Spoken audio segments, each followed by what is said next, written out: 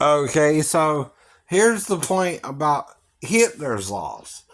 Anyone who adopts his stance on, say, the handicapped or the disabled, or how he treated inferior people, that's the whole point about what he was doing to the Jews. You can't be so cold hearted like with the Palestinians, with those who want to work with you versus those who don't. Right. And this is to Netanyahu as well. If you're cruel to be kind in the wrong measure, that's the problem with things.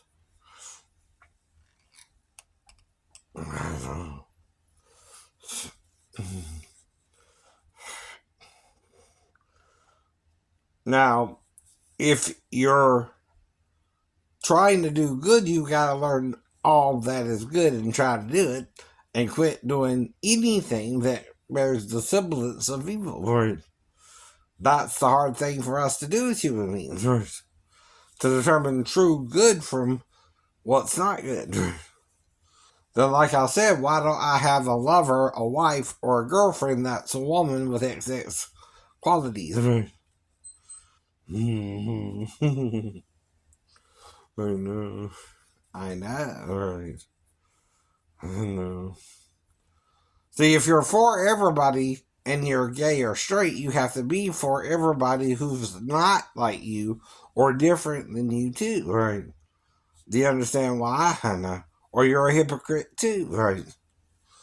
We gotta help each other out or we're not helping nobody out. And yes, there are violent people out there, right? But violence is the problem. Yes, it is. If we're too violent, even the beast, mark of the beast, ain't gonna keep people from being violent. If you want to cut off somebody's head who doesn't have it, right, you're being cruel and murdering people who don't have a mark on their right hand or forehead, right? And that could go into Hinduism a little bit too, right? Because they believe in what's called the third eye, right? Not That's not a Western concept, though. But what it's really talking about is the hypothalamus in the brain that controls sight, right? I think, right? Well, there's really two of them, not one, right? That's another thing they're misconceiving, right? We have two hypothalamuses, not one. But it looks like an eye of Horus, or an, right, again, the third eye, as in Hindu mythology. Now, a truly religious person has to study into all religions to tell you the truth and the lie, right? To get out of lying, you must first identify what you're being lied to about. And then you can start trying to tell the truth again, right? But if you don't even know, like Jesus said, Father, forgive them, they know not what they do, right? If you don't even know what you're doing is wrong or right, or what you're supposed to be doing or what you're not supposed to be doing, and you're doing it anyway, then you're the problem now. See, if I work and I hurt, let's say I'm taking out more Christmas stuff, if that hurts me while I'm doing it, I usually have to slow down or stop, right? Well, if I'm working for another man, I can't do that, right? I gotta work at his pace, right? Not my own pace. So that means I can't do the job properly with my bad back or my ankles, right? Because they start hurting if I'm on them for so long, for example, right? That's all I have to prove that I'm disabled is that before I fell, I wasn't having this problem. I was also smaller then, right? And for whatever reasons, I could do more then, right? But again, right? For now, I'm having difficulties losing weight or keeping my weight the same. And I even went up a little, but it's still within a 5 pound. It's still under, let's say, 340. Last year, I got up to 345, right? I'm trying to keep it under 340 this year, which means I'm trying to lose at least 7 pounds compared to last year, right? But I'm already a big guy, so it's not going to fall off of me like butter, right? I know. It's not butter I'm getting rid of. It's human fat, right? And I was thin at one point, right? I don't know if I'll ever get down to that weight again, but my healthy weight, according to the doctors, is around 160, right? Maybe I can get to that again, I don't know. Maybe 170 or 65, somewhere in there, right? But then I'm only 5 pounds overweight, right? Though, that's the thing, right? I know. I don't know how long that would take me to get that small either. Because when I'm doing things, I suddenly start hurting, right? So that's part of the problem too. Or I start thinking weird thoughts, which is tied to my mental illness, right? I didn't always think like that, right? According to Dr. Weinreb, I was fit for naval duty, right? And that was before I got to the ship and really got involved with the church too, right? So you're getting involved with them as you're also going to A school. See, I'm learning their doctrine, but I'm also learning to be a sailor, right?